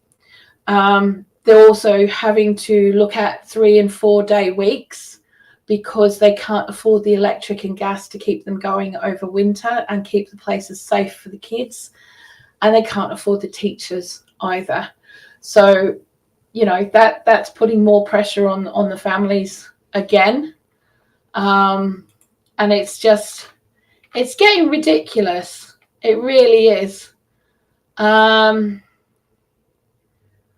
Okay, so this particular school has jumped from £122,279 a year for their electric to £522,986. You know, it's like, what? Are you serious? Start charging for kids to school and there'll be no kids in school. The education ship. Yeah, it is. It is, Darren. I agree with you. And the gas, which all the schools in this country are heated using gas, central heating. And last year their gas was £32,783 to £252,926 for this year estimated. I mean, like, seriously, you know, it's getting ridiculous. And they charge schools as they would a business. So, you know, there's a lot of businesses that are about to go under because they can't keep the lights on or keep the heating going. And it's just ridiculous. Same here, it's supposed to be free, but we need to spend a lot for all kinds of stuff almost every month here. At this point, it's almost like, why not just send them to private school? Yeah, I get it. They don't want kids educated, you educate them, they ask questions. Yeah, the problem is, though, the people that really ask the questions are the ones that are homeschooled. So they're walking on very thin ice there. They don't even teach them anything. My 12-year-old is dumb as he's no awareness of money or self-reliance or nothing. Yeah, no, they don't teach them anything like that anymore. It used to be when I was in school, they had tech classes and all of the practical life skill classes, but they don't have them anymore. Hi, Annie. How you doing, darling? Homeschool kids, though, have other issues. They do. The biggest issue that they would have with homeschooling kids over here is that they wouldn't be able to afford their bills. Okay, you know, both parents have to work over here to make it work because of the rising cost of living over here. Yeah. Did me no harm not going to school. Self-education is the way forward. It can be, but you've also got to look at who's actually teaching these kids as well. Look at the movie Idiocracy. We're heading that way. Yeah. There's a lot of things that are not great that, you know, movies and books that, you know, were meant as a warning and now seem to be used as a how-to guide. Still here, been listening while grabbing a couple of crabs. I hope you mean the seafood variety, because otherwise, mate, I'd be getting a can of race for that. You know, you might need some help. I have three younger relatives that were homeschooled, and they are very biased and have no worldly views. Yeah, that's yeah, it can be like that. I learnt more reading books in a hospital bed than in my schools in Italy and the US. Yeah, I learnt more because I used to stay in the library because I'm not a very sociable person. I certainly wasn't at school. I really didn't like the kids at school, and that's because I'm autistic and have ADHD. I just didn't like the kids because people, man. Even at 6, I knew people were assholes. So, you know, I tended to stay away from them and had very few friends. So I stayed in the library, you know, and read the entire library by the time I finished high school. you know, every book in the library I'd gone through. So, you know, homeschool where the parents should get teachers' wages, as there won't be any. It's not like the teachers are even in school these days. Yeah, but they can't afford to pay the teachers they've got, mate. I homeschooled my now 22-year-old, and he's now in his dream job. He's on the autism spectrum and has sensory issues. Yep, totally get it. I actually homeschooled my kids for about 2 years because we were traveling so much. We really didn't have a choice, and that was because of my work. And they did much more in those 2 years than they did at any time during a normal school, you know. I don't think I agree with that. I don't think I agree with that at all. There's a certain cast of kids that is okay for, but other kids it's not okay for because it's not in them to do it. You know, if we went back to, you know, where we used to be more of a community and stuff like that, and you work out who are the artists, who are the protectors, who are the farmers, who are the makers, who are the doers, you know, the cooks and everything, and everybody work together. I can see that working, but I wouldn't chuck them all in boot camp because you'll kill half the kids. Can't pay them because they're always asking for a raise. They don't even work a full. Okay, all right. Number one, teachers here are paid by the government. No one who works for the government. I've had a pay rise in 12 years. So not only teachers, but the NHS, people who are nurses and doctors and specialists and surgeons, but also our police, our fire brigade, all of them. Okay. Now you might say that they don't work a full year, but I can absolutely guarantee you that most of their summer holidays is spent doing marking, doing lesson planning, and all of that other stuff. Now, I have friends who are teachers, and they don't go to bed till 1 o'clock in the morning because they're still doing marking. Okay, so you can bitch and moan about teachers all you like, but I will absolutely tell you now they do not get paid what they are worth. Not even close.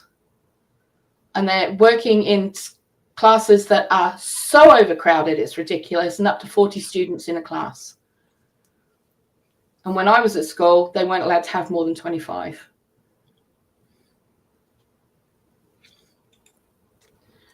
Same stay-at-home parent is being proven should be paid the most out of all jobs because they work a total of 22 jobs. Yeah, more than that.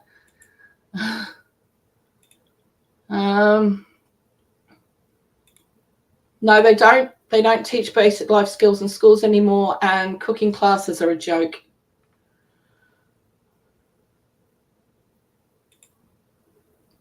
I decked my drill sergeant when they did boot camp at school for a week. They don't. Not here, they don't. It's all on computer. My mum's a teacher. I know all of it.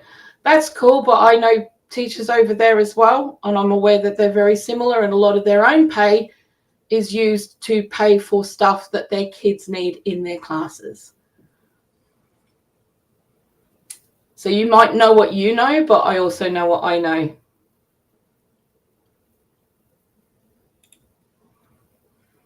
You said it earlier, your kid at 12 don't know how to use money. Some of it falls back to the parent. It does. If you don't have money to teach them how to use it, and if you don't know how to work the system, you're still going to be working hand to mouth.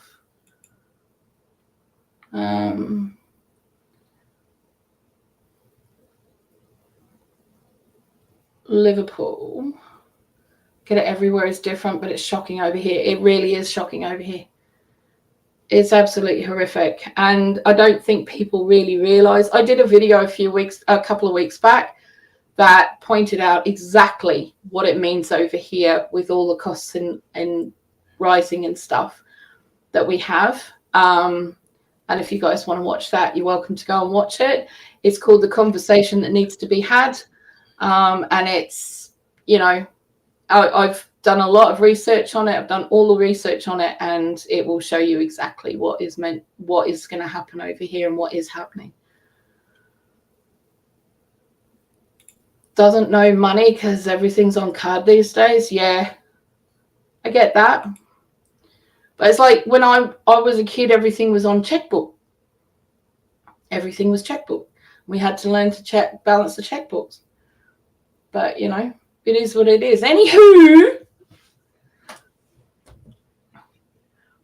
DD. Yeah. Dude, think of something funny. I need coffee. I need to get off the soapbox. My kids are all grown and out of for hours and days and weeks because that's what I do. My kids are all grown and out of school. My youngest is 24 years old, so I know that they stopped teaching cursive, which I don't understand. Considering doing a small YouTube series showing my son how to cook. What? Showing my son how to cook simple basic meals, work out a simple meal plan, write a shopping list. Yeah, go for it. Go for it. Boo to school. See, that's the thing. School has been changed so much over the years that all it is now, it's meant for you learning, or the kids learning how to just take in information. That's all it's about. It's not about teaching the kids that don't learn that way. It's not about teaching them anything that's actually useful to them. Yeah.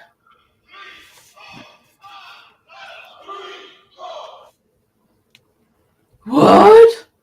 What was that?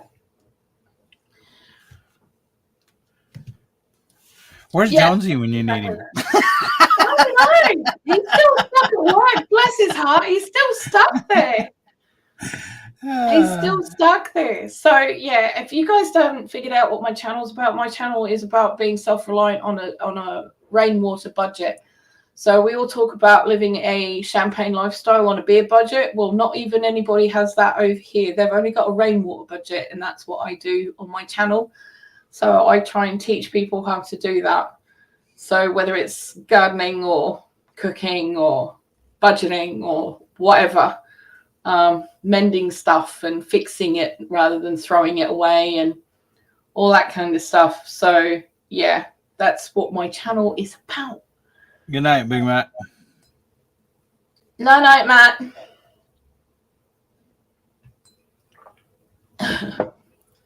I got a mail call from Jonesy today. Did ya? I haven't opened it yet, but yeah. I wonder what's inside. Hopefully I'll get to it tomorrow.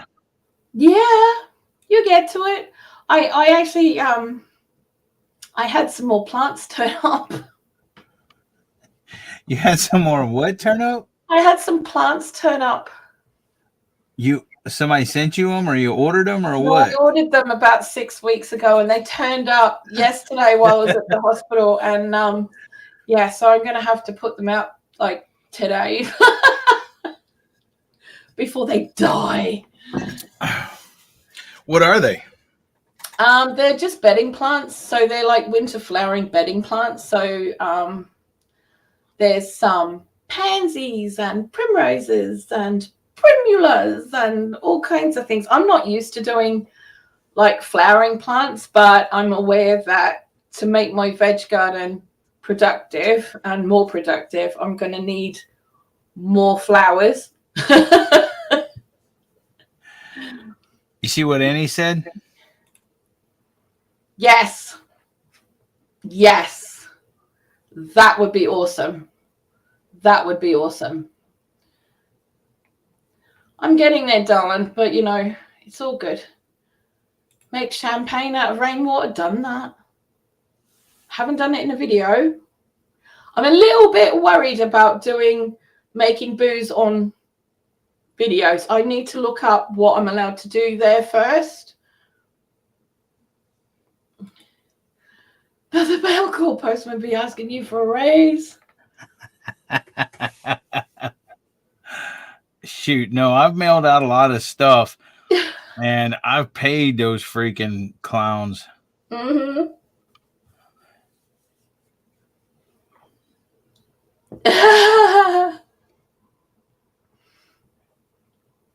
Yeah, no, I get that.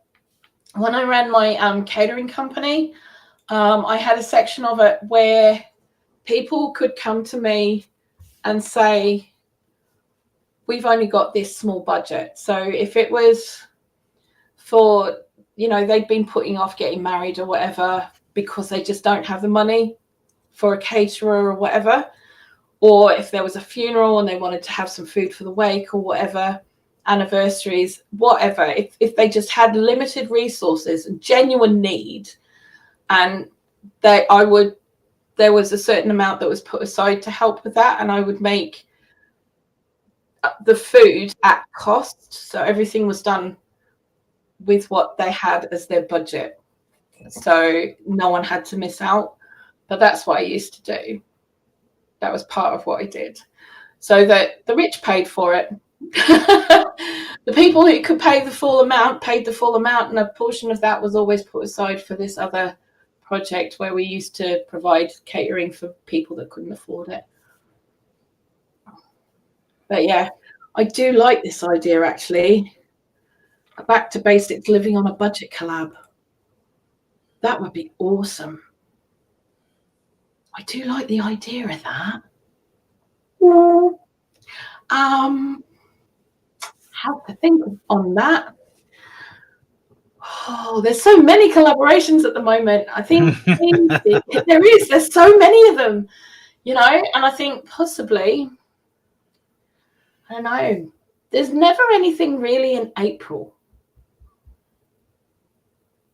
Yeah, there is. It's something like that for April. Yeah, there's something in April. What's in April? My birthday. It's not a collaboration, you daft monkey. What are you talking about? My birthday's April 1st, Blue. You're joking. Are you serious? I'm serious. My birthday's April. The same day as Tanny. Tanny's birthday is April the 1st as well. Yes. That is so weird. Mind you, doesn't surprise me because you've got very similar personalities.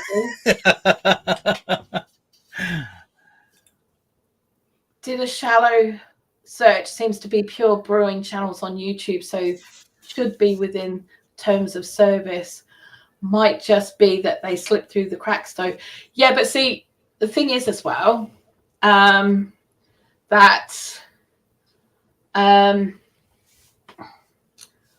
I think their channels would be mature age 18 plus. Mine is as well, and I do that on purpose because I do get a bit sweary. And I'm not going to lie, and I don't always have a filter. I try really hard to have a few filter, but my first language is swear words. So yeah, Easter, I think that's in April. I don't do Easter. I do Ostara. That's going to scare a lot of you. Just watch the numbers go down now when they realise what that means. Thank you so much, Robert. It's lovely to see you, my friend. No, my birthday, Devil Dog, April Fool's Day. Mine's the 8th. My brother's is April 8th, and my aunt's is April 8th. Wow. Yeah. The Aries brothers. So, see, mine and Daz's birthdays are exactly a week apart because my brother's is April 8th.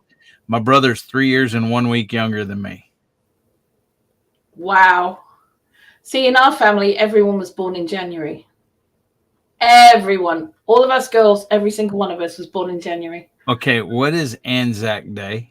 Anzac Day is Australia, New Zealand, and Commonwealth and Canada, I think. It's a military thing, and it's a military thing.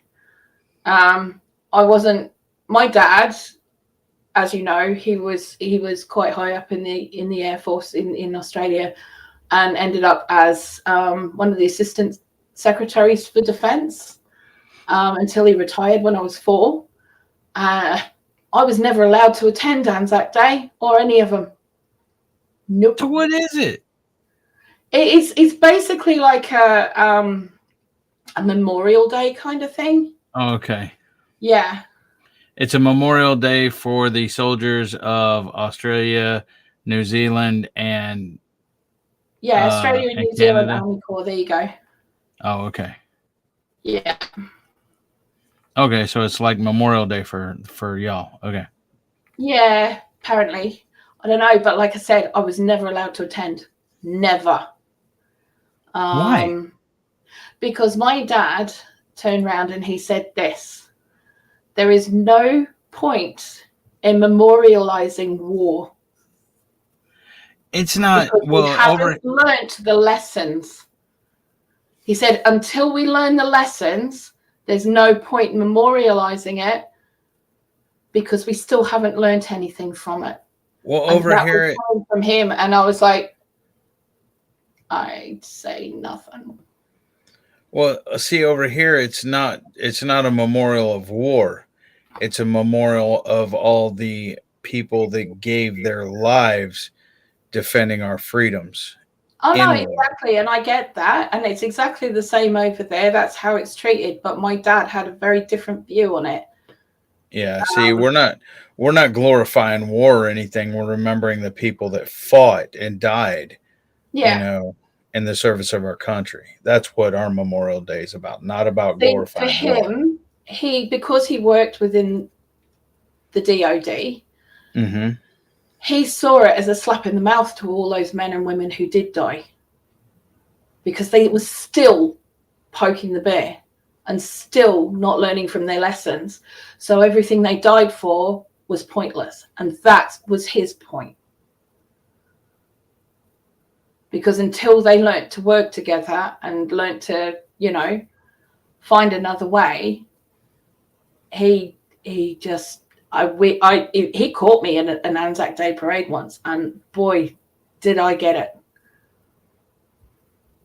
Seriously, I went as an adult with a couple of friends of mine just to watch it, and I happened to get on the news in a camera span, and boy, I walked in at like 10 o'clock that night, and he went mental.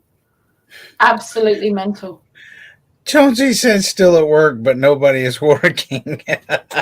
Oh, Liz.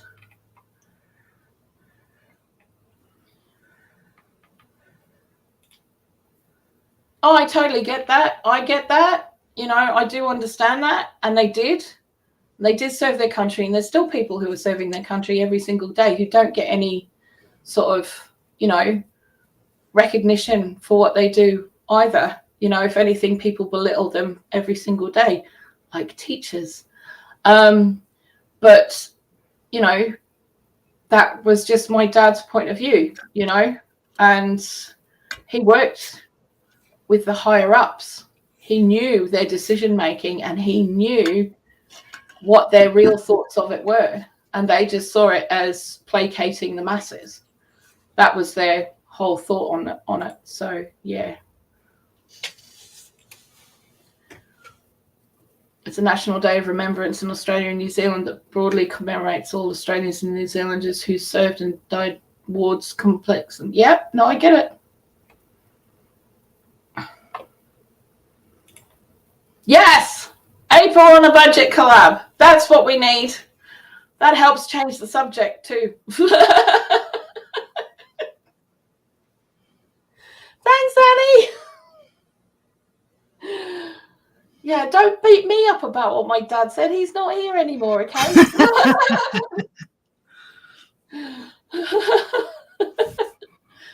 And like I said, that was just his point of view. And like every kid, you grow up with your parents' point of view in your head. Do you know what I mean? Mm-hmm. And it's up to you to make a decision at the end of the day. So, yeah.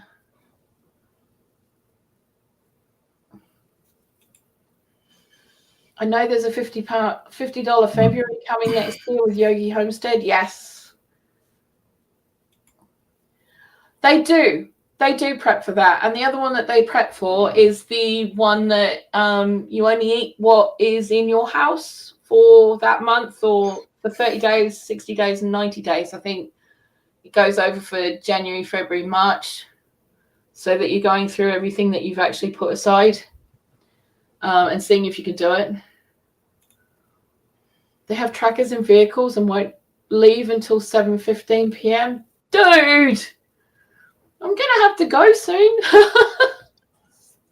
I feel really bad for you, mate. You know? See, this is why I try not to I try not to get involved with collabs like that, because I feel, and this is just me, I feel that people go out of their way to spend hundreds, and I've watched them do it, spend hundreds and hundreds and hundreds of dollars to stock up their pantries just to do the collaboration. Now, there have been a couple of bigger channels that have done that, and I've sat there and gone, who's got that kind of money to spend? Have you really got $700, $800, $900 to spend, you know, on grocery shops just to do a collaboration? Because I'm pretty sure the normal average person doesn't have that kind of money. To me, that's cheating. The point of it is that you've prepped during the year with what you've grown or what you can get, you know, and made the best use of what you've got. Not to go and spend hundreds of dollars or pounds or whatever just to be able to be part of a collaboration. I think it defeats the purpose of it. And you're absolutely right, Jace. That kind of defeats the purpose of it. And that's, you know, yeah.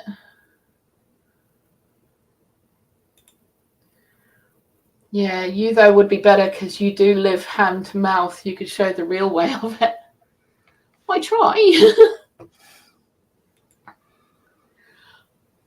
No, changing the subject's a good thing. There's subject here today. You know, you're not supposed to get me on my high horse. You're just trying to do that. I know you're trying to poke me and make me do it.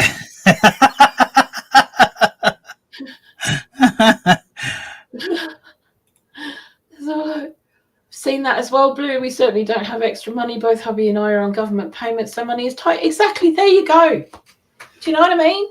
And over here, people are already living on 20 quid a week, you know, and they've got to make the most of what they've got with that. But so how have they got, you know, money to spend, hundreds, to just live for 3 months from what they've got?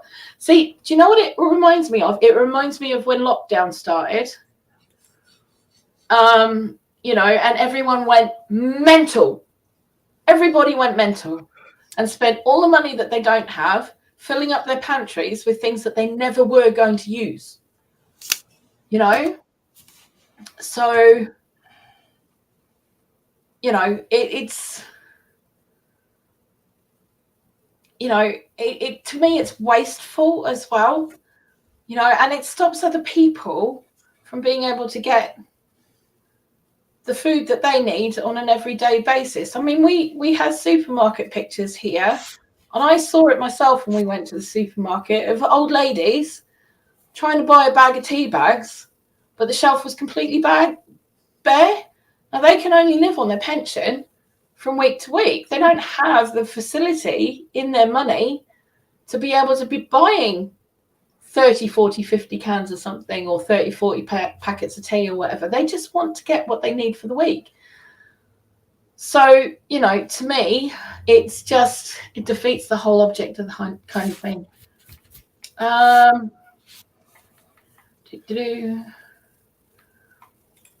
can get her to go on her high horse with one word, but I won't. Yeah, no, you won't. Now I know it's coming. I will ignore you.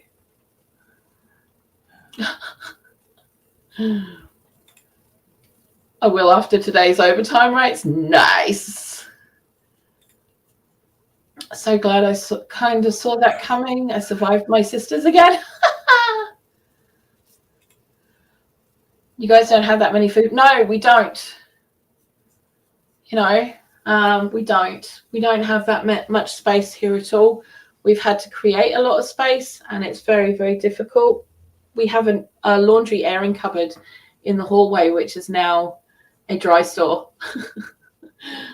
because we just don't have the room.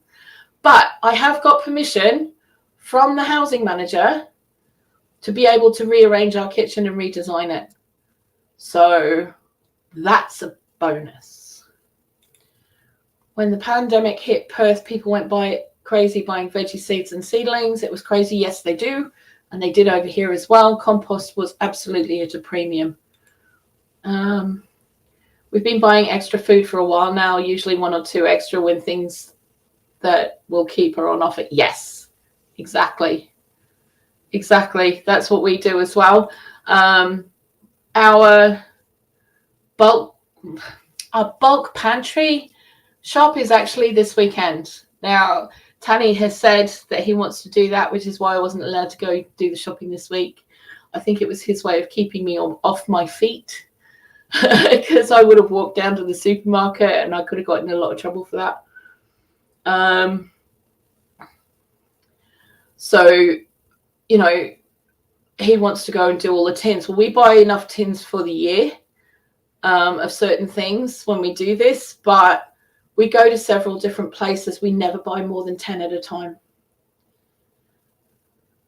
Coupons are fab. We don't have coupons over here. It's not a thing. It really isn't a thing. You get very, very, very little of it. Back at camp with his crab. You know, you really shouldn't talk about your missus that way, mate. And very naughty. Eating and not sharing. Who's eating and not sharing? Are we talking about Stonewolf? Come get some. Yeah. Yep.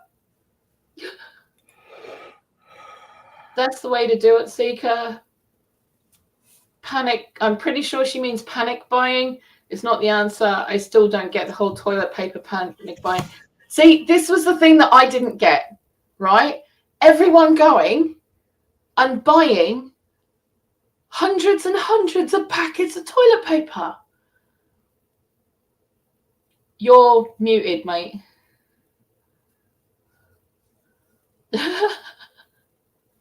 Okay. Oh, nice. So, okay, so, you know, I looked it up online and it was £8, half an hour's work to put the bidet attachment on your toilet. Okay, so it was like, why are they doing this? It's pointless, you know. Get a bidet attachment, costs you £8 off eBay, stick it in there. It's only going to take you 20 minutes, you know. And it's like people having punch-ups over bog roll. Are you serious? You know, what is wrong with people? The toilet thing was needed because of all the unprepared peeps crapped themselves when they heard the word shortages. Good God. I laughed my ass off when all the panic buyers of toilet paper tried to get refunds later and they mostly refused. Yeah, exactly. Exactly. See, the thing was over here, I think people were trying to buy it so that they could sell it on. There was quite a bit of it going on Facebook Marketplace, but I can absolutely guarantee and tell you this, that it is against the law in this country to do that and to profiteer. It's called profiteering. Okay. And it's illegal. And every single person who put an ad out like that was arrested. They were arrested and had all their stores removed from their house. Yeah. Okay, with 9 sisters, 8 brother-in-laws, mum, dad, me, lost track of the sisters, cousins, little kids and roommate, we stocked up TP to last a while. Yeah. But see, if you're doing it what you normally buy and then you get double of what you normally buy, you usually find it lasts a lot longer than you think it's gonna. Yeah, they did it with baby formula here as well, and that was the biggest one that was being sold on Facebook Marketplace. They were trying to sell it for £50-60 a can or tin, when it's usually about 12. So yeah, they got done for profiteering. They were going in and just literally sweeping the shelf into trolleys. And I personally think that's disgraceful. Absolutely disgusting. Found stocking up on beans was the way to go. Yeah, you don't live with Tanny, mate.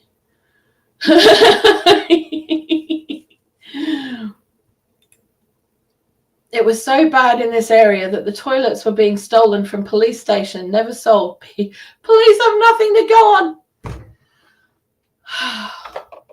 Seeker, you and I are going to have words, mate.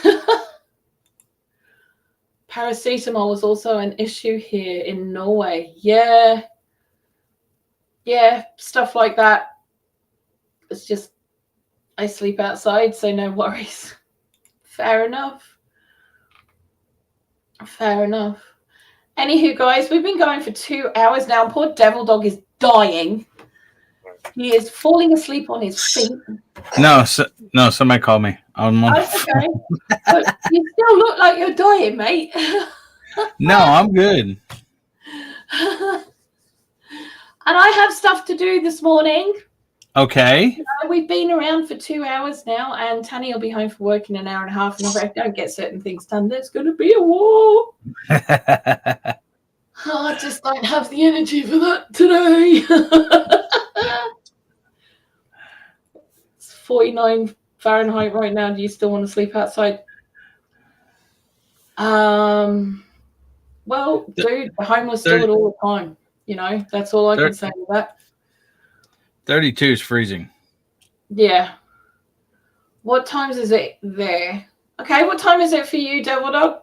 It's 3:01 here, and it's 9:01 your time. Yeah, it is.